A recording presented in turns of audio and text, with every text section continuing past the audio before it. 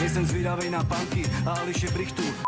Kupte si dům a kupte si jachtu, do práce na ranní šichtu, od toho nejsem tu. Takhle si Patrik Štajer, co by rapper Fleck, prospěvuje na internetu, a i když zpívá, že není moc zvědavý na banky, tak na tuto směnárnu v Harrachově byl. A moc. Lupiči si počkali, až směnárnice zavře tuto pobočku, a přepadli ji přímo na tomto parkovišti. A nešlo o nahodilou loupež. Trojice měla vysledované, kdy mladá žena opouští směnárnu, kam jde, a také věděli, že mívá u sebe hodně peněz.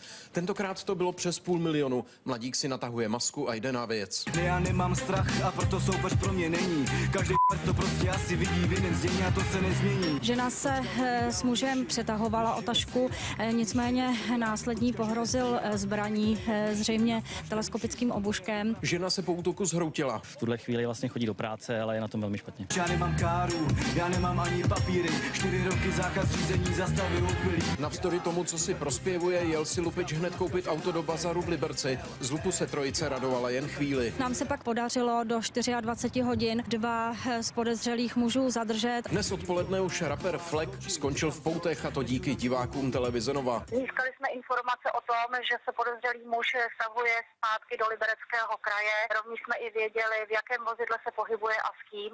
A i z veřejnosti se nám podařilo právě v našem kraji tohoto podezřelého muže zadržet. Ivan Berka, televize Nova. No tak to jsem já.